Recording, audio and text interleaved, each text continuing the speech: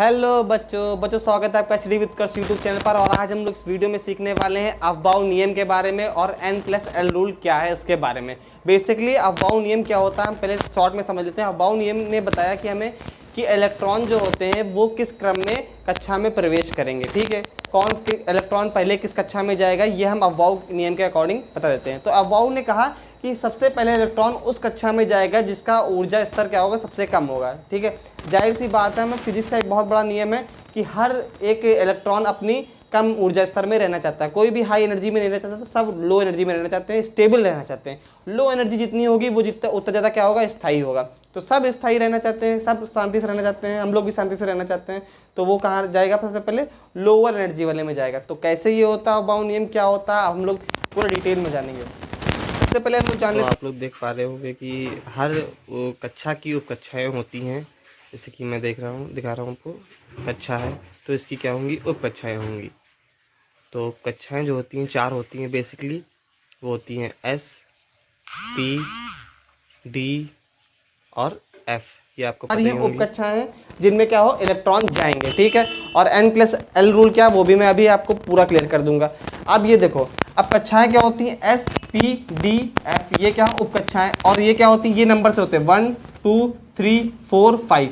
ये क्या हो गई, ये हो गई कक्ष, उनके उपकक्ष हो गए। अब देखो ये इलेक्ट्रॉन कौन सी उपकक्षा का है। अब ये देखो समझने वाली बात है, यहाँ पर थोड़ा ध्यान दीजिएगा आप लोग कि हर एक कक्षा की कई उपकक्षाएं होती हैं। जैसे कि 1s, तो 1s 2s। तो 1s का मतलब है कि ये पहली कक्षा में है और कौन सी उपकक्षा में है, s उपकक्षा में। ये दूसरी कक्षा में और कौन सी उपकक्षा में, 2। तो उपकक्षा कौन सी होगी, s, और कक्षा कौन सी होगी, 2। ध्यान से समझिएगा ये बात, तो मेरी यहीं पे समझने वाली चीज है कि ये क्या डिनोट करता है आपका, ये हमारे कक्ष को डिनोट करता है, और s का डिनोट कर रहा है, ये उपकक्ष को डिनोट करता है। बस इतनी सी चीज जान लो। तो 1s 2s 2p, देखो जितने वो आपके होंगे क्या, कक्ष, उतनी ही आपकी उपकक्षाएं होंगी। जैसे कि 1s है तो 1s के बाद 1p नहीं होगा, क्यों, क्योंकि 1s है, एक ही तो कक्ष है, तो उसका सिर्फ एक ही क्या होगी, उपकक्षा होगी, वो है s। अब 2s है तो 2p भी होगा। अब इसके बाद 2p के बाद 2d नहीं होगा, ये चीज आप ध्यान रखिएगा। 2d के बाद क्या, 3s, फिर 3s 3p 3d 4s, अब 3 की भी 3 होगी, 4s 4p 4d। अब देखो, अब ये जो हमारी क्या होगी, कक्षाएं की उपकक्षाएं हो गई। ठीक है, कक्षाओं की उपकक्षाएं हो गई। अब इनका एक ऊर्जा स्तर होता है, सब उसके अकॉर्डिंग भरे जाएंगे इलेक्ट्रॉन्स में। अभी ये हम लोग ऊर्जा स्तर में नहीं लगाए हैं, अभी अकॉर्डिंग टू एनर्जी ऑर्डर नहीं लगे हैं ये। अब हम लोग इनको अकॉर्डिंग टू एनर्जी ऑर्डर कैसे जानेंगे कि ये भैया किसकी ऊर्जा सबसे अधिक है, किसकी ऊर्जा कम है। तो उसके लिए हमारा एक आया N+L रूल। N+L रूल यही मेन चीज़ है। मैंने क्वांटम संख्या की वीडियो एक डाल रखी है, जिसने नहीं देखी वो जाके देख ले, तभी आपको समझ में आएगा कि n क्या है और l क्या है। बेसिकली मैं थोड़ा बहुत बताता हूँ कि n जो होता है वो मुख्य क्वांटम संख्या होती है, और l जो होती है द्विगंशी क्वांटम संख्या होती है।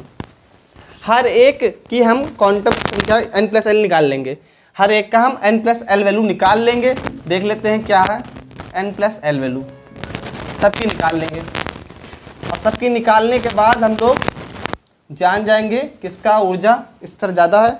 जिसकी N+L वैल्यू ज़्यादा होगी वो क्या होगी, उसकी एनर्जी ज़्यादा होगी। जिसकी N+ वैल्यू कम होगी, N+L वैल्यू, वो कम ऊर्जा वाला होगा। जो देखो, और S के देखो n का मान तो ये सामने दिया है 1 2 2 3 3 3 4 4। और जो L का मान है वो देखो क्या होता है, S के लिए होता है 0, मैं बता चुका हूँ उस वीडियो में, फिर भी बता रहा हूँ। P के लिए 1, D के लिए 2 और F के लिए 3। ठीक है, अब ये लो हम मान रखेंगे और निकाल लेंगे अपना N+L की वैल्यू। ठीक है, चलो निकाल लेते हैं। अब यहाँ पर तो 1 है, n 1 प्लस S की वैल्यू 0, तो 1 + 0 1।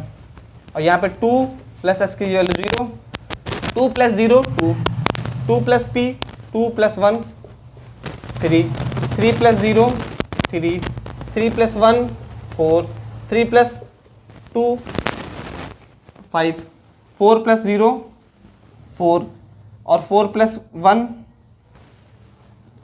5, 4 + 2 6। ये हमारी आ गई N+L की वैल्यूज। ठीक है, आपको दिख रही होगी 1 2 3 3 4 5 4 5 6। ये हमारी क्या आ गई, N+L की वैल्यू। अब इसी के अकॉर्डिंग हम लोग जो रियल में कॉन्फ़िगरेशन आएगा, विन्यास आएगा, विन्यास का सही क्रम आएगा, वो हम लोग का निकल के आ जाता है। जैसे कि सबसे कम किसकी वैल्यू है इसमें, सबसे कम है इसकी 1s की। अब देखो फिर क्या है, किसकी है 2s की,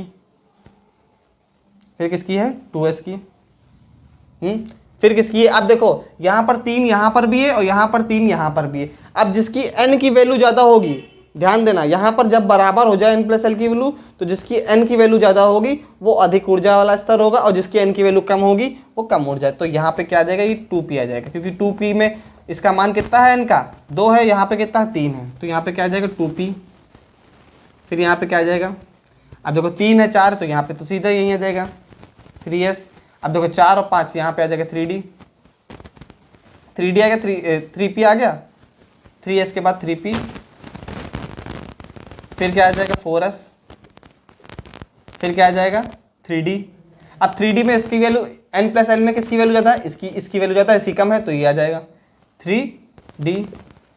3d के बाद क्या आ जाएगा 4p, 4p के बाद 4p के बाद 4d, 4d नहीं आएगा, इसके बाद और अलग आ जाएगा, वो हम निकाल लेंगे आगे। आगे जितना निकालते जाएंगे हम, आगे आती जाएगी वैल्यू उसकी कोई दिक्कत नहीं है।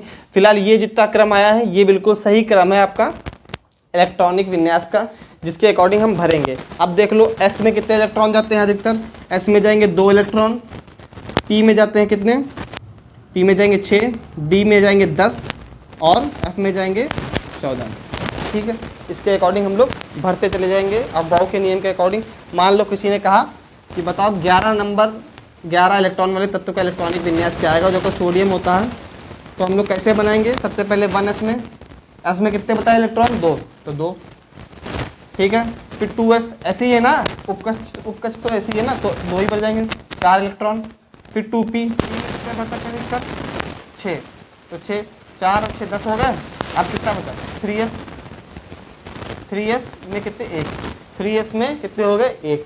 अब ये यहाँ पे क्या आ गया, इसका इलेक्ट्रॉनिक विन्यास है किसका, सोडियम का, जो कि इसमें क्रमांक कितना होगा था इसका 11। अब आखिरी जो इलेक्ट्रॉन है वो s उपकक्षा में प्रवेश कर रहा है, अर्थात ये कौन से ब्लॉक का तत्व होगा, s ब्लॉक का तत्व होगा। यहाँ से हमको ये भी इंफॉर्मेशन मिल जाती है। तो यही आपका था। अब एक और चीज़ मैं आपको बता देता हूँ, अगर मान लो आप लोग ये क्रम नहीं याद कर पा रहे हैं तो इसकी एक ट्रिक होती है याद करने की, वो भी आप लोग ध्यान रख लीजिए। काफ़ी इजी तरीका है वो, पेपर में बना लीजिएगा, आपको याद रहेगा। 1s के बाद क्या था 2s 2p 3p, sorry 1s 2s 2p, फिर 3s 3p और कितना 3d। देखो एक है ना कक्षा, तो एक कक्षा के लिए एक ही उपकक्षा बनी s खाली, इसके लिए s भी बनी है, p भी बनी, इसके लिए 3 है तो 3 बनी। अब 4s 4p तो 4d और 4f, 5s फिर 5p।